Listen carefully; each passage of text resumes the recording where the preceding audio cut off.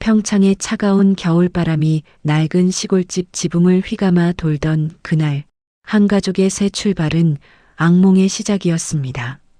서울에서의 빚더미를 뒤로하고 귀촌을 결심한 부부, 그리고 그들을 돕겠다며 합류한 아들 부부.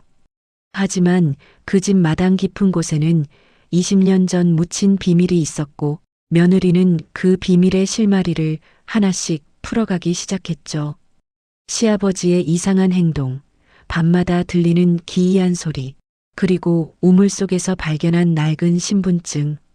진실에 가까워질수록 며느리의 목숨은 위태로워졌습니다. 어느 비 오는 밤, 격렬한 말다툼 이후 며느리는 흔적도 없이 사라졌고 마을엔 악취가 퍼지기 시작했습니다. 경찰은 가출로 결론지었지만 남편은 아내가 남긴 단서들을 따라가기 시작했죠. 우물 속 시신, 뒷산에 묻힌 흔적, 그리고 마지막 캠코더에 담긴 목소리. 층층이 쌓인 거짓말 아래 드러난 건 한 남자의 끔찍한 과거와 그것을 덮으려 한 또 다른 범죄였습니다. 자, 지금부터 무슨 특별한 사연이 있었는지 지금 바로 시작해 보겠습니다. 저는 서울에서 작은 식당을 운영하던 평범한 사람이었어요. 남편 병우와 함께 25년을 살아왔고 아들 도윤이도 장성해서 결혼까지 했죠. 그런데 몇 년 전부터 식당 경영이 어려워지기 시작했어요. 임대료는 계속 오르는데 손님은 줄어들고 빚은 눈덩이처럼 불어났습니다. 남편과 밤새 고민하다가 내린 결론은 하나였어요. 서울을 떠나자. 시골로 내려가서 조용히 살자. 그렇게 우리는 평창으로 향했습니다. 남편의 고향이 평창이었거든요. 어렸을 때 할아버지가 물려주신 집이 있다고 했어요. 오래 비어 있었지만 수리하면 살만할 거라고 남편은 자신있게 말했죠. 처음 그 집을 봤을 때 솔직히 마음이 무거웠어요. 대문부터 삐걱거리고 마당엔 잡초가 무릎까지 올라왔고 집안은 곰팡이 냄새로 가득했습니다. 벽지는 군데군데 떨어져 있었고 부엌 싱크대는 녹이 슬어 있었어요. 여보, 이 집 괜찮겠어? 남편은 제 손을 꼭 잡으며 말했어요. 괜찮아. 우리 둘이서 천천히 고치면 돼. 이젠 남 눈치 안 보고 살자고. 그 말에 저도 고개를 끄덕였죠. 사실 선택의 여지가 없었어요. 서울에 있는 전세금까지 다 빼서 빚을 갚았고 우리에게 남은 건 이 낡은 집뿐이었으니까요. 짐을 풀고 청소를 시작했습니다. 먼지를 털어내고 곰팡이를 닦아내는데 벽장 구석에서 낡은 사진 몇 장이 나왔어요. 흑백 사진이었는데 젊은 여자가 웃고 있는 모습이었죠. 남편에게 물어봤어요.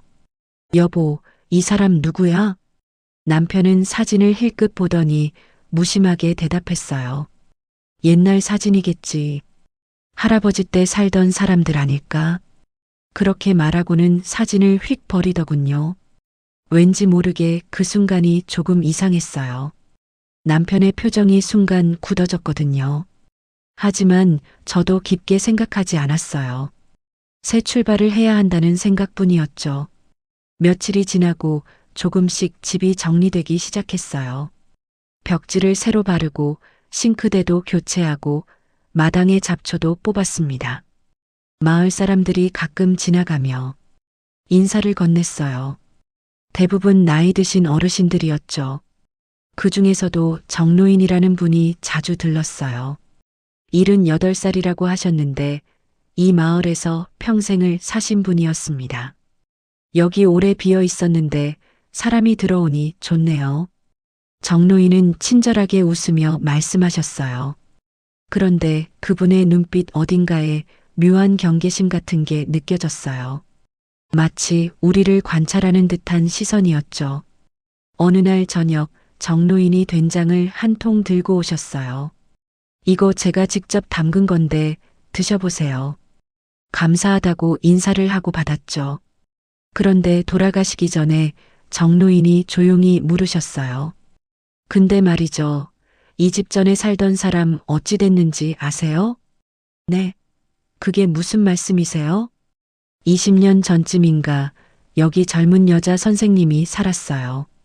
학교에서 가르치던 분이었는데 어느 날 갑자기 사라졌어요. 집도 그대로 두고요. 등골이 서늘해지는 느낌이었어요. 남편은 옆에서 어색하게 웃으며 말했죠. 아, 그런 일이 있었군요. 저희는 잘 모르겠네요. 정노인은 고개를 끄덕이며 돌아가셨어요. 하지만 그날 밤부터 저는 잠을 제대로 잘 수 없었어요. 창밖에서 이상한 소리가 들렸거든요. 바람 소리 같기도 하고 누가 중얼거리는 소리 같기도 했죠. 남편에게 말했지만 남편은 그냥 동물 소리라고 했어요. 그러던 어느 날 아들 도윤이가 전화를 했어요. 엄마, 저희도 내려갈게요. 아버지 혼자 농사일 하시기 힘드실 것 같아서요. 정말? 도윤아, 괜찮겠니? 네, 저도 지은이도 서울 생활에 좀 지쳤어요. 시골에서 새로 시작해 보려고요. 아들 부부가 합류한다니 마음이 든든했어요. 도윤이는 착한 아이였어요. 대학 졸업하고 회사에 다니다가 지은이를 만나 결혼했죠. 지은이는 조용하고 똑똑한 아이였어요. 처음 만났을 때부터 인상이 좋았죠. 일주일 뒤 도윤이와 지은이가 짐을 가득 싣고 내려왔어요. 오랜만에 보는 아들의 얼굴에 웃음이 번졌습니다. 지은이도 밝게 웃으며 인사했어요. 어머님, 오랜만이에요. 그래, 지은아. 고생 많았지? 우리는 함께 저녁을 먹으며 이야기를 나눴어요. 앞으로의 계획도 세우고 어떤 작물을 심을지도 의논했죠. 처음엔 분위기가 정말 좋았어요. 가족이 함께 모여 사는 게 얼마만인지 모르겠더라고요. 하지만 며칠이 지나면서 미묘한 기류가 흐르기 시작했어요. 지은이가 이상한 걸 느끼기 시작한 거예요. 밤마다 시아버지가 밭에 나가서 무언가를 하는 모습을 봤다고 했어요. 처음엔 저도 못 봤는데 지은이가 말하고 나서부터 저도 신경이 쓰이기 시작했죠. 어느 날 새벽 화장실을 가려고 일어났는데 남편이 침대에 없었어요.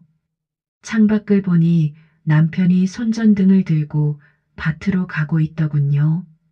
다음 날 아침 남편에게 물었어요. 여보, 어젯밤에 밭에 나갔었어? 응?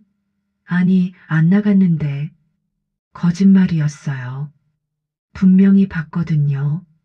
남편은 왜 거짓말을 하는 걸까요? 불안한 마음이 커져갔습니다. 지은이도 점점 예민해지는 게 느껴졌어요. 어느 날은 지은이가 마당의 우물을 들여다보고 있더군요. 지은아, 거기서 뭐해? 깜짝 놀란 듯 돌아보며 지은이가 말했어요. 아, 어머님, 저기 우물 안에 뭔가 있는 것 같아서요. 뭐가 있는데? 머리카락 같은 게 떠 있어요. 우물을 들여다봤지만 저는 아무것도 보이지 않았어요. 아마 낙엽이나 그런 거겠지 싶었죠. 하지만 지은이는 계속 불안해했어요. 그날 저녁 지은이는 휴대폰으로 뭔가를 열심히 적고 있었어요. 나중에 알았지만 그게 일기였다고 하더군요. 시간이 흐를수록 남편의 행동은 더 이상해졌어요. 밤마다 뒷산을 바라보며 중얼거리고 밭 한쪽을 자꾸 파헤치고 묻고 했어요. 그리고 집 앞문들을 이유 없이 잠그기 시작했죠. 저는 남편에게 물었어요. 여보, 요즘 왜 그래? 무슨 일 있어? 아니, 아무 일 없어. 그냥 피곤해서 그래. 대화가 되지 않았어요.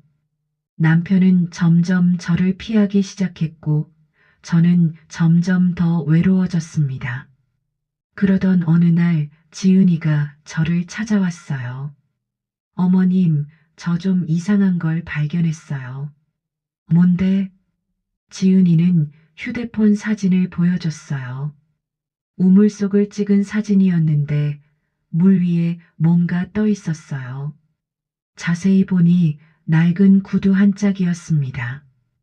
그리고 그 옆에 흐릿하게 보이는 플라스틱 조각 같은 게 있었어요. 이게 뭘까요? 신분증 같은데. 심장이 빠르게 뛰기 시작했어요.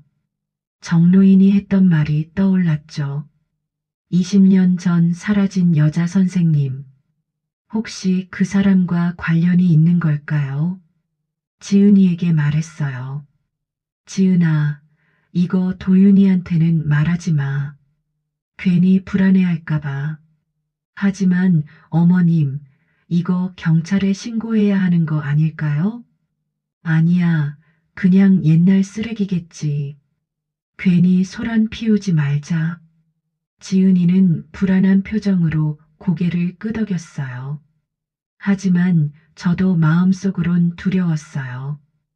혹시 남편이 뭔가를 숨기고 있는 건 아닐까? 그날 밤 저는 남편을 기다렸어요. 남편이 또 밭으로 나가는지 확인하려고요.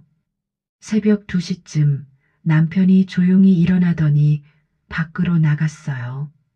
저도 몰래 따라 나갔습니다.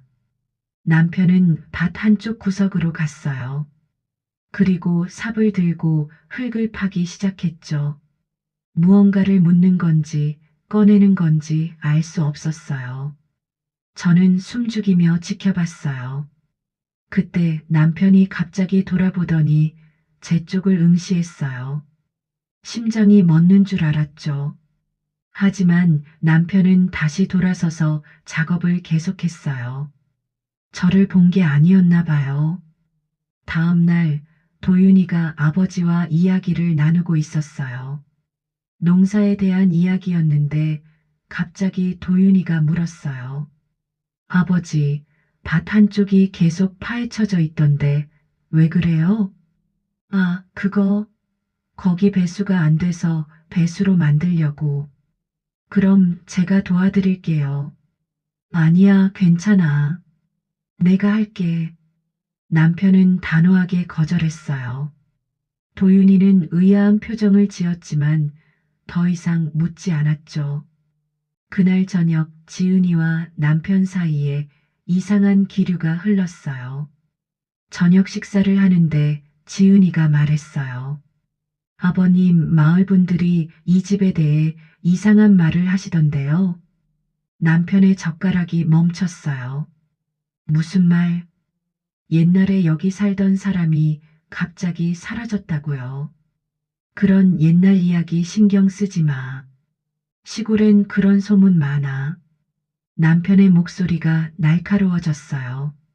지은이는 더 이상 말하지 않았지만 표정이 굳어 있었죠. 식사가 끝나고 지은이는 방으로 들어갔어요. 저는 설거지를 하면서 남편을 쳐다봤어요. 남편은 창밖을 멍하니 바라보고 있었습니다. 며칠 후 비가 내리기 시작했어요. 장마 같은 비였죠. 빗소리가 지붕을 두드리고 마당엔 물이 고였어요. 그날 밤 끔찍한 일이 벌어졌습니다. 남편과 지은이가 크게 다퉜어요. 무슨 이야기를 하는지 정확히 들리진 않았지만 남편의 목소리가 굉장히 화나 있었어요. 너 우리 가정 망치려고 작정했냐? 아버님, 저는 그냥 진실이 궁금한 거예요. 진실? 무슨 진실? 너는 아무것도 몰라. 쿵 하는 소리가 났어요. 뭔가 넘어지는 소리였죠. 저는 급히 방으로 달려갔어요. 문을 열었을 때 지은이는 바닥에 주저앉아 있었고 남편은 숨을 헐떡이며 서 있었어요. 무슨 일이야? 아무것도 아니야. 그냥 실수로 넘어졌어. 지은이는 눈물을 글썽이며 방으로 들어갔어요. 저는 남편을 쳐다봤지만 남편은 고개를 돌렸습니다. 그날 밤 저는 지은이 방문 앞에서 망설였어요. 노크를 하려다 말고 그냥 돌아섰죠. 뭐라고 말해야 할지 몰랐어요. 다음 날 아침 지은이가 보이지 않았어요. 방문을 두드렸지만 대답이 없었죠. 문을 열어보니 방은 텅 비어 있었어요.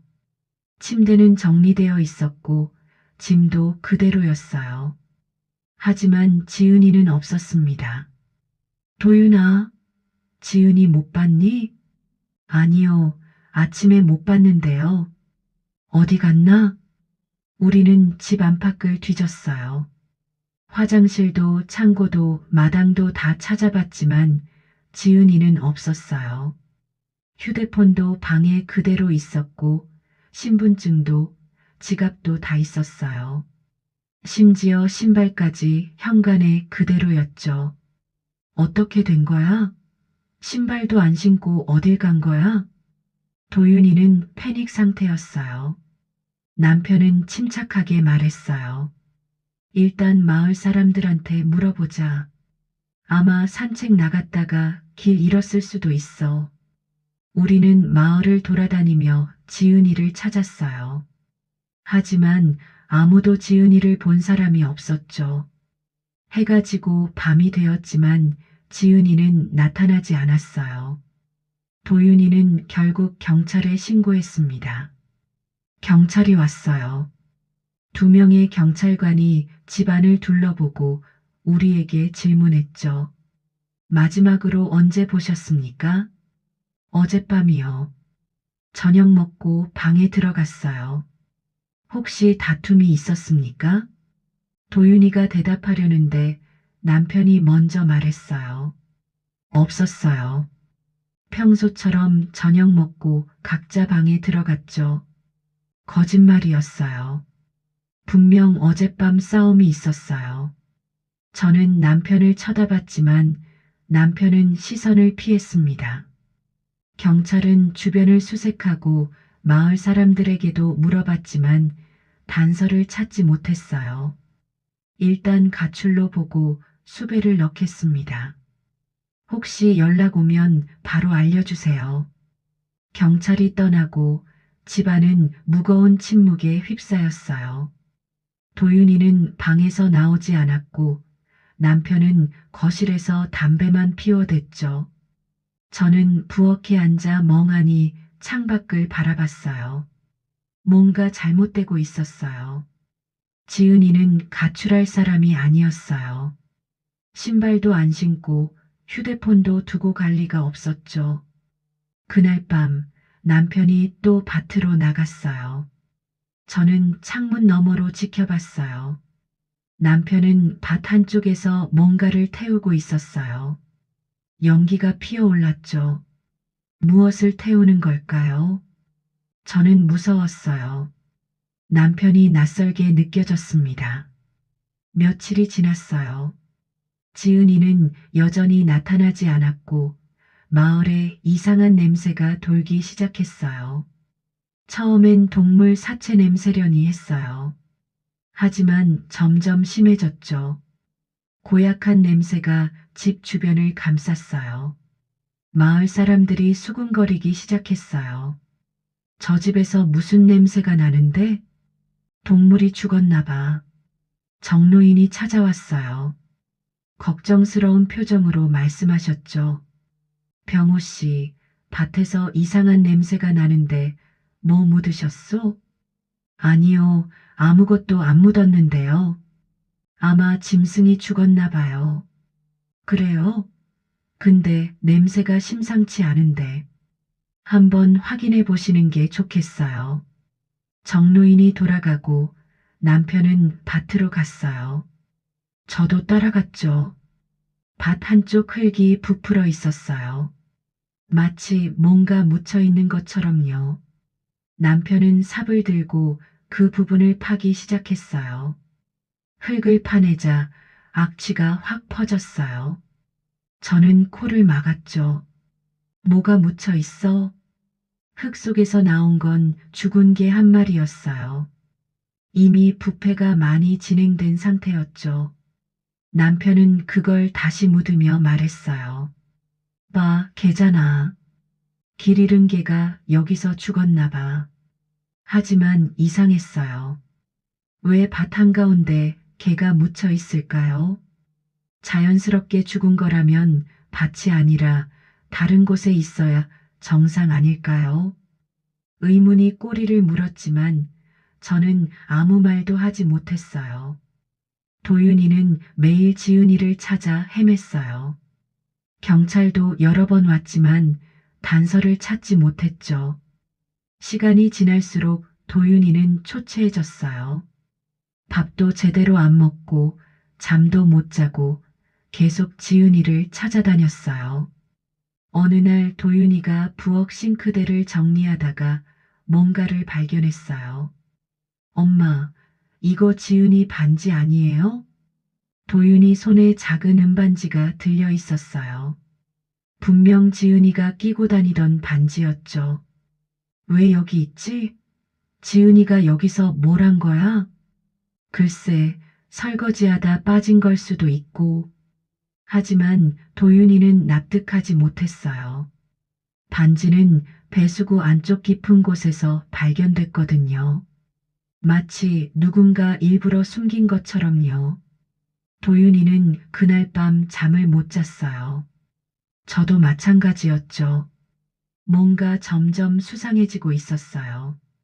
어느 날 밤 도윤이가 꿈을 꿨대요. 지은이가 나타나서 말하는 꿈이었죠. 도윤아, 우물을 봐. 도윤이는 다음날 새벽 우물로 갔어요. 저도 몰래 따라갔죠. 도윤이는 손전등을 비추며 우물 안을 들여다봤어요. 물 위에 뭔가 떠 있었어요. 긴 막대기로 그걸 건져 올렸죠. 낡은 여자 구두 한 짝이었어요. 그리고 찢어진 플라스틱 조각도 함께 올라왔어요. 자세히 보니 신분증 조각이었습니다. 이게 뭐지? 신분증 조각에 희미하게 이름이 보였어요. 정미화. 도윤이는 그 이름을 보며 고개를 갸웃거렸죠. 정미화? 이 사람 누구야? 저는 정노인이 했던 말을 떠올렸어요. 20년 전 사라진 여자 선생님. 혹시 그 사람 이름이 정미화였을까요? 도윤이는 그걸 들고 마을로 갔어요. 정노인을 찾아간 거죠. 할아버지, 혹시 정미화라는 사람 아세요? 정노인이 제시도하게 속얼굴이 굳어졌어요. 정미화? 그 이름을 어디서 들었나? 우물에서 이걸 발견했어요. 도윤이가 신분증 조각을 보여주자 정노인은 한숨을 길게 내쉬었어요. 그 여자 20년 전에 초등학교 선생님이었어요. 젊고 예쁜 처자였지. 그런데 어느 날 갑자기 사라졌어요. 집도 그대로 두고 말이야. 경찰이 수사했지만 아무것도 못 찾았어요. 그냥 실종으로 끝났지. 왜 우물에 신분증이 있는 거죠? 그건 나도 모르겠네. 당시에 우물도 수색했는데 아무것도 안 나왔거든. 이상한 일이야. 도윤이는 집으로 돌아왔어요.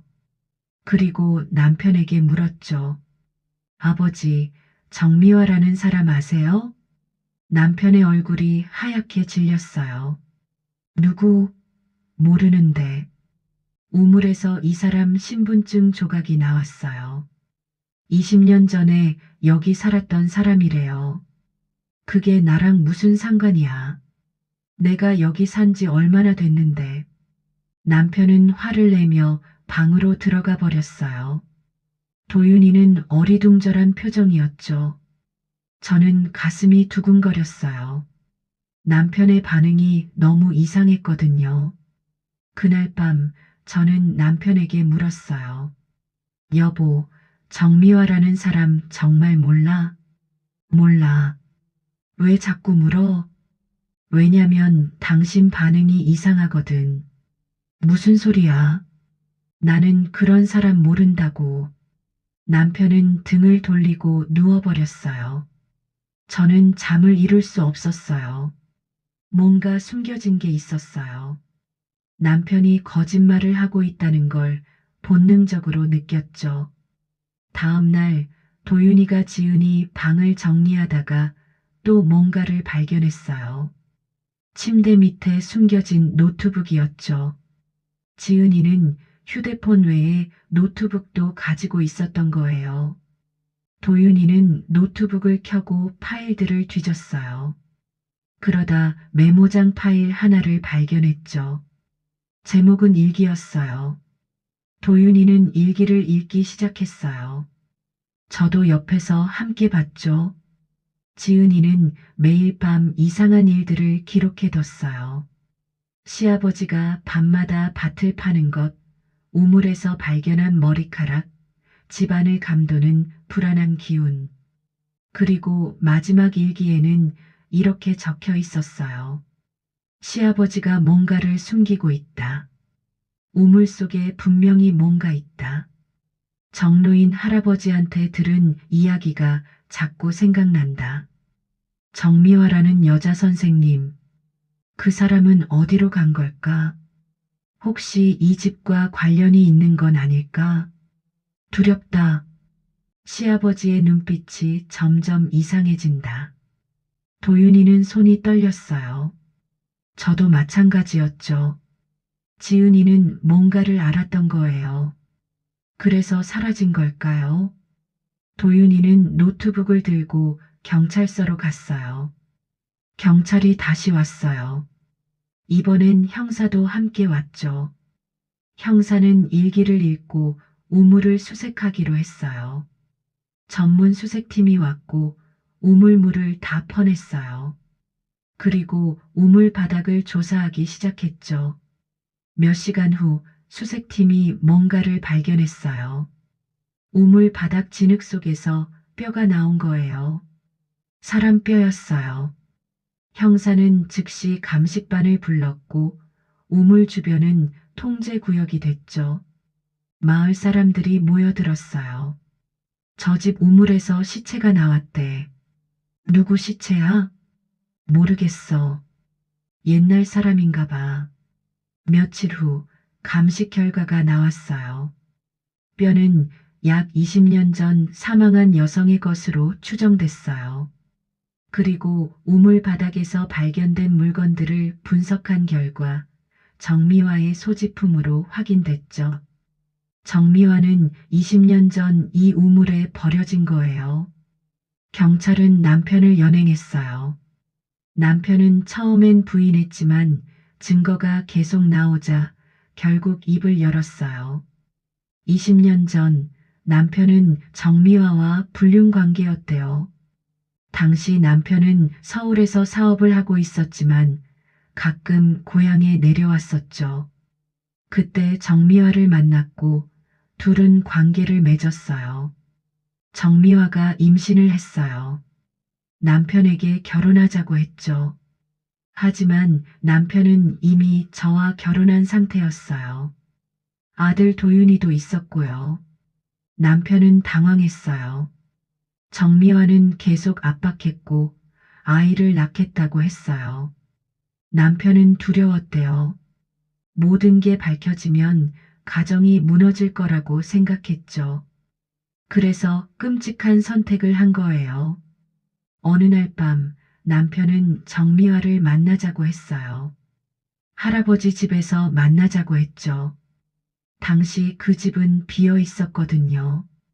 정미화가 왔을 때 남편은 그녀를 죽였어요. 목을 졸랐다고 했어요.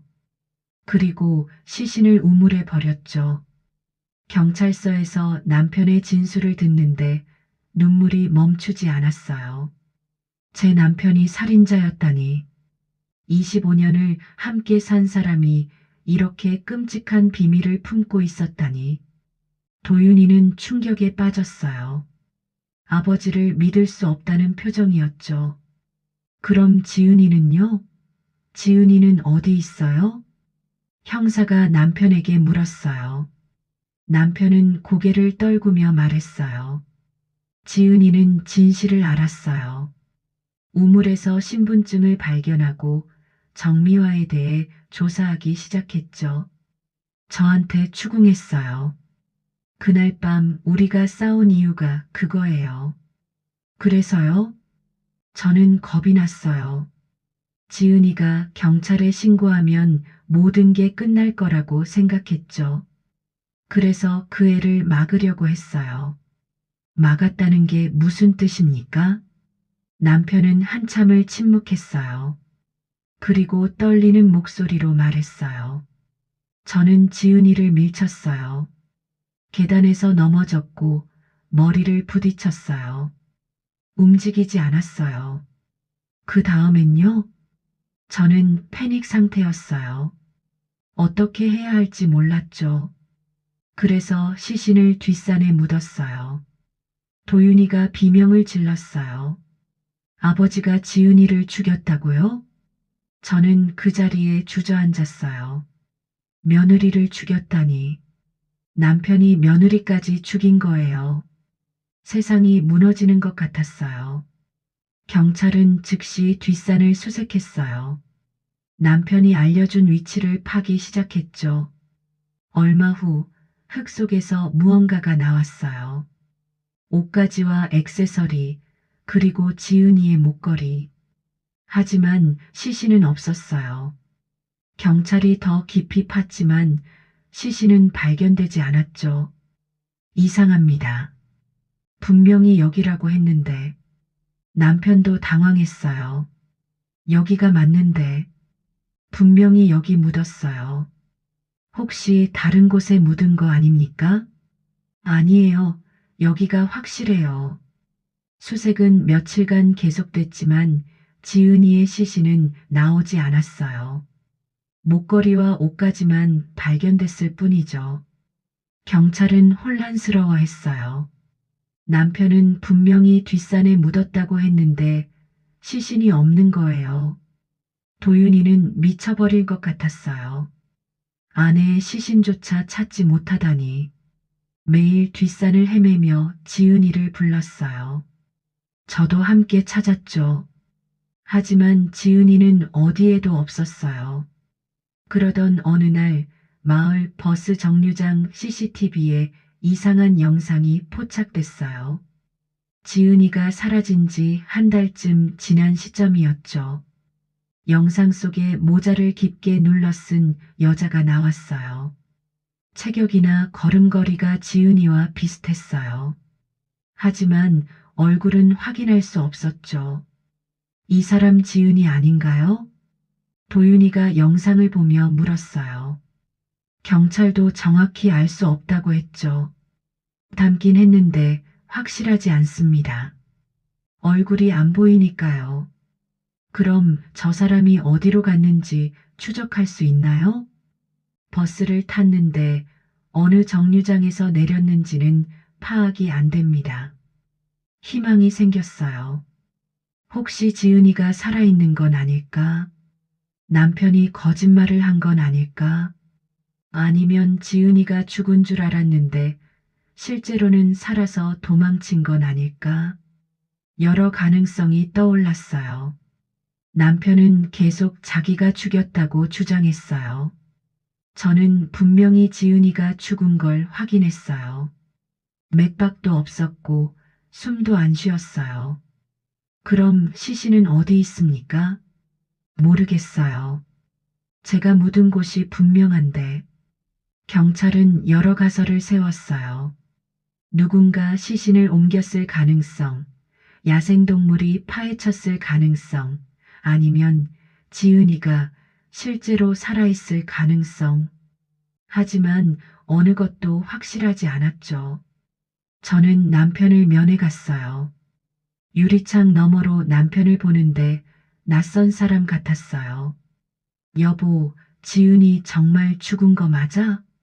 맞아. 내가 죽였어. 그럼 시신은 어디 간 거야? 모르겠어. 정말 모르겠어. 남편은 피곤한 표정이었어요. 20년 전에 죄와 며느리를 죽인 죄. 두 개의 무게가 남편을 짓누르고 있었죠. 저는 더 이상 물을 수 없었어요. 집으로 돌아왔을 때 정노인이 찾아오셨어요. 영순 씨, 괜찮으시오? 네, 할아버지. 그런데 저는 아무것도 몰랐어요. 알아요. 당신 잘못이 아니에요. 정노인은 한숨을 쉬며 말씀하셨어요. 20년 전부터 뭔가 이상하다 싶었어요. 정미화가 갑자기 사라지고 병호 씨 가족도 서울로 올라가고 그때 의심했어야 했는데 할아버지도 모르셨던 거예요. 마을은 소란스러웠어요. 살인 사건이 2건이나 벌어진 집. 사람들은 우리 집을 손가락질했어요. 저는 더 이상 그 집에 있을 수 없었어요. 도윤이도 마찬가지였죠. 우리는 집을 정리하기로 했어요. 짐을 싸는데 지하 창고에서 또 뭔가가 나왔어요. 낡은 상자였는데 안에 캠코더가 들어 있었어요. 지은이 거였어요. 저는 캠코더를 켜봤죠. 영상이 하나 저장되어 있었어요. 영상 속 지은이가 말하고 있었어요. 만약 내가 없어지면 우물 말고 뒷산을 파보세요. 시아버지가 뭔가를 숨기고 있어요. 저는 진실을 밝혀낼 거예요. 두렵지만 포기할 수 없어요. 지은이의 목소리는 떨리고 있었어요. 촬영 날짜를 보니 사라지기 이틀 전이었죠. 지은이는 자신에게 무슨 일이 생길 걸 예감했던 거예요. 그래서 이 영상을 남긴 거죠. 저는 캠코더를 경찰에 제출했어요. 경찰은 다시 수사를 시작했지만 새로운 단서는 나오지 않았어요. 지은이의 행방은 여전히 오리무중이었죠. 남편은 재판을 받았어요. 정미화 살인죄로 무기징역이 선고됐어요. 지은이 사건은 시신이 발견되지 않아 정확한 판단이 어려웠지만 정황상 살인으로 인정됐죠. 추가로 15년이 더해졌어요. 재판이 끝나고 저는 남편과 마지막 면회를 했어요. 여보, 지은이한테 미안하다고 전해줘. 당신이 직접 말해야지. 나는 자격이 없어. 나 때문에 모두가 불행해졌어. 남편은 눈물을 흘렸어요. 저도 울었죠. 25년의 결혼 생활이 이렇게 끝나다니. 모든 게 거짓이었던 걸까요? 도윤이는 서울로 돌아갔어요. 지은이를 찾겠다며 전국을 돌아다니기 시작했죠. 실종자 찾기 단체에도 가입하고 인터넷에 지은이 사진을 올리고 포스터도 만들었어요. 하지만 소식은 없었어요. 저는 평창을 떠났어요. 더 이상 그곳에 있을 수 없었거든요. 작은 도시로 이사해서 혼자 살기 시작했어요. 매일 뉴스를 확인했어요. 혹시 지은이에 대한 소식이 있을까 싶어서요. 하지만 아무 소식도 없었죠. 겨울이 왔어요. 눈이 내렸어요. 저는 창밖을 보며 생각했어요. 지은이는 지금 어디에 있을까? 정말 죽은 걸까? 아니면 살아있는 걸까? 버스 정류장 CCTV 속 그 여자가 정말 지은이었을까? 어느 날 도윤이한테 전화가 왔어요. 엄마, 저 강원도 어느 마을에서 지은이랑 비슷한 사람을 봤대요. 정말? 네, 제보가 들어왔어요. 지금 가보려고요. 조심해서 가렴. 도윤이는 그 마을로 갔어요. 하지만 그 사람은 지은이가 아니었어요. 그저 닮은 사람이었죠. 도윤이는 또 실망하고 돌아왔어요. 시간이 흘렀어요. 봄이 왔어요. 저는 작은 텃밭을 가꾸기 시작했어요. 토마토와 상추를 심었죠. 흙을 만지면서 생각했어요. 진실은 흙처럼 덮을 수 있지만 결국엔 드러나게 되어 있다는 걸.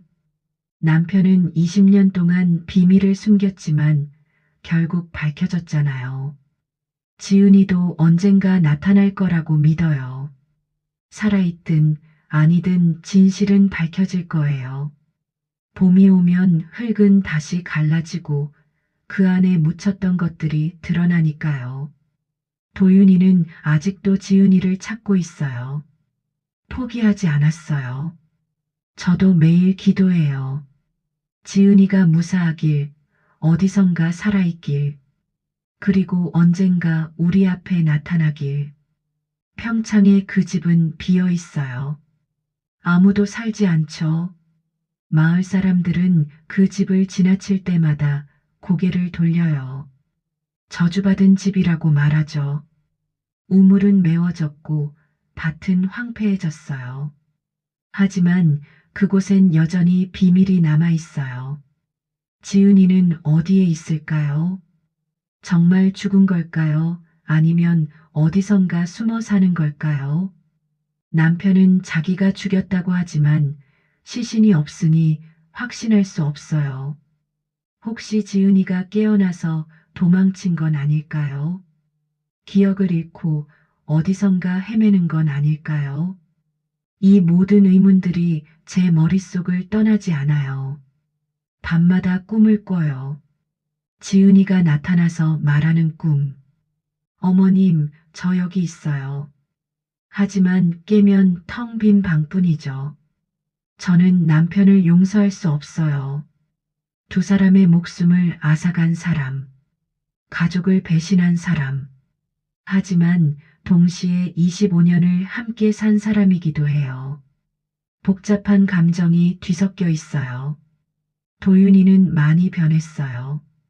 예전에 밝던 모습은 사라지고 침울하고 조용해졌어요. 지은이를 잃고 아버지를 잃고 모든 걸 잃었죠. 하지만 포기하지 않고 있어요. 그 모습이 대견하면서도 안타까워요. 저는 가끔 평창 그 집을 생각해요. 처음 도착했을 때의 기대감, 새로운 시작에 대한 설렘. 하지만 그 모든 게 악몽이었죠. 귀촌이 아니라 지옥으로 들어간 거였어요. 마을 사람들에게도 미안해요. 평화로운 마을에 끔찍한 사건을 가져왔으니까요. 정노인은 가끔 전화를 주세요. 안부를 묻고 위로해 주시죠. 고마운 분이에요. 계절이 바뀌어요. 여름이 오고 가을이 오고 다시 겨울이 와요. 그렇게 시간은 흘러가지만 지은이는 여전히 돌아오지 않아요. 어쩌면 영원히 돌아오지 않을지도 모르죠. 하지만 저는 기다릴 거예요. 진실이 밝혀지는 그날까지. 지은이가 어디에 있든 무슨 일이 있었든 언젠가는 알게 될 거예요. 흙 속에 묻힌 비밀도 결국엔 드러나니까요. 눈이 내려요. 하얀 눈이 세상을 덮어요. 마치 모든 걸 지우려는 것처럼. 하지만 봄이 오면 눈은 녹고 그 아래 감춰졌던 것들이 드러나요. 진실도 그럴 거예요. 언젠가는 드러날 거예요. 저는 창밖을 봐요. 눈송이가 떨어져요. 하나하나 떨어지는 눈송이를 보면서 생각해요. 지은이도 저 눈을 보고 있을까? 어디선가 저처럼 창밖을 보고 있을까? 도윤이한테 또 전화가 와요. 엄마, 저 포기 안 할 거예요. 지은이 꼭 찾을 거예요. 그래, 아들아. 엄마도 함께 기도할게. 전화를 끊고 저는 무릎을 꿇어요. 기도를 해요. 지은이가 무사하길, 어디선가 살아있길, 그리고 진실이 밝혀지길. 평창의 빈집, 메워진 우물, 황폐한 방. 그곳엔 여전히 비밀이 잠들어 있어요. 하지만 언젠가 그 비밀도 햇빛을 볼 거예요. 진실은 숨길 수 없으니까요. 눈이 계속 내려요. 세상을 하얗게 덮어요. 하지만 봄은 와요. 항상 와요. 그리고 봄이 오면 모든 게 드러나요. 흙은 갈라지고 씨앗은 싹을 틔우고 진실은 빛을 보게 되죠. 저는 그날을 기다려요.